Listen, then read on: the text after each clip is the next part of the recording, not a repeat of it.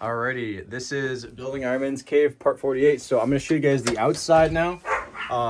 So let's take a journey out here. Oops, forgot to turn this light on here. So I showed you guys this last night. This is the outside of the cave, which is where I do basically going to be doing all my welding and plasma cutting. This is the tank that I'm be using as basically sheet metal for my entire suit. So now let's go on the outside and see how this looks, because I couldn't really show you guys last night. It was too dark, so. All right. So this is basically the whole thing here. So, here, hang on one second. Actually, I'll take you guys in the shed first.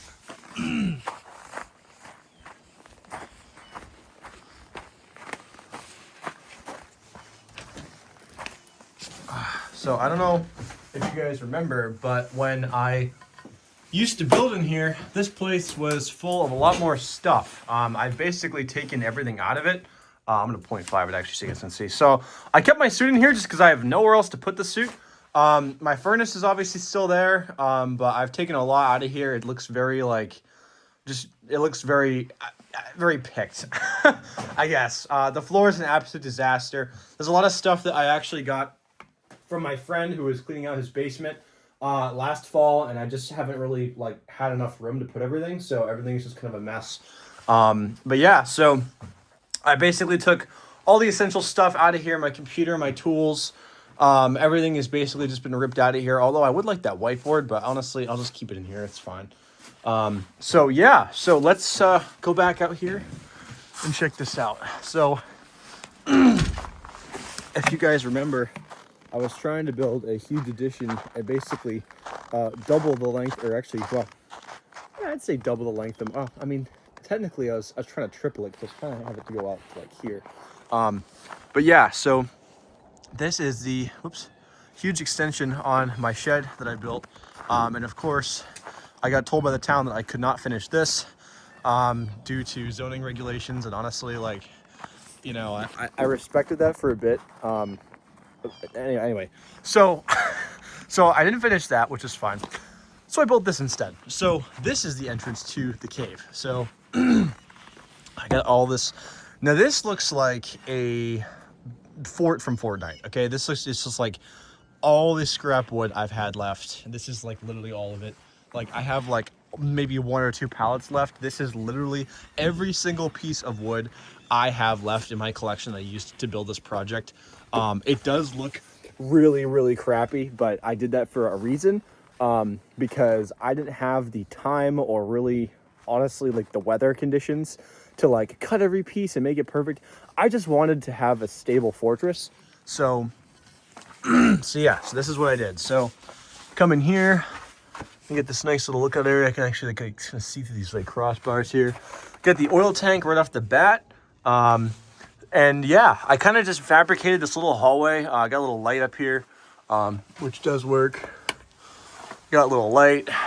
So yeah, so this is great. And then I had these 2 really, really big panels up here that I installed to act as a roof.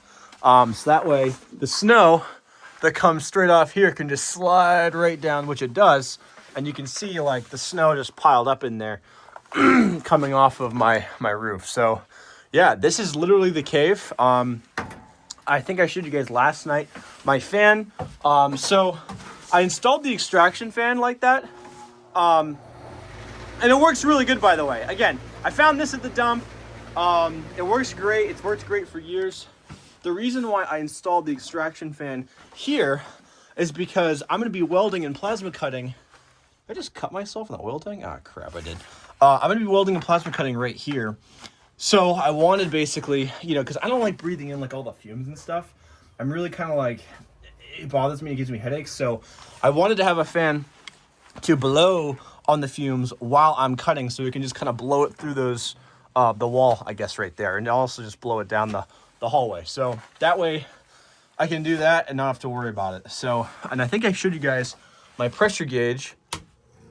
So this controls my air compressor. And if you can see here, I'm actually going to let this, actually, wait, hang on a second.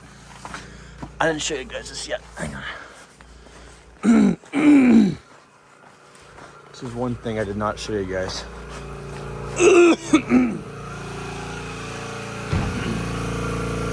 So we're gonna set the tool pressure all the way up. So watch that dial go up. Okay. So the tool pressure is going up now. So all I really have to do, and honestly, I don't even have to like turn it off and on in terms of the valves. I could always just keep them on and just control everything up here.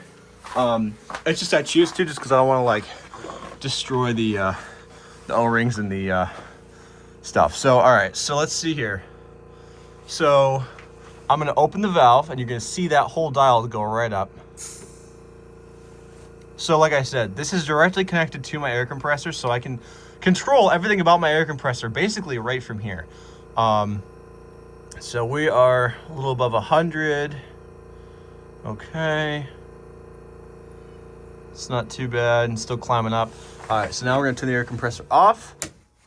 And now we are ready to do our plasma cutting. So like I said, I routed the hose going from this valve all the way across the wall and into my house. And it's going straight to my plasma cutter, which is this red machine right here. So that is basically it in a nutshell. That is the full outside. I showed you guys the inside, I showed you guys the outside. I will probably make like one like complete video, just to kind of like go over everything again in one big video. But yeah, I just really excited. This came out a lot better than I thought. Again, it took me 3 months, and honestly, like I grounded in silence. I wasn't really too focused in the documenting process just because like I didn't want to, you know, carry on a camera with like every single thing I'm doing, and like I really just wanted to lock in and grind it out, and I'm glad I did because I got done a lot faster. Sometimes you just have to work in silence. It's just like the way it is. And yeah, honestly, like I came up with a lot of really great ideas. Like this, you know, swivel camera mount is just fantastic. I love that, and it works great. And then I got my armor rack. So yeah, so I'm gonna make one last video going over the whole cave, like a full walkthrough, and then I'm gonna be starting the suit. What I got over here is I got a whole bunch of cardboard sheets. I got these boxes. Am I getting a call? Ah, crap.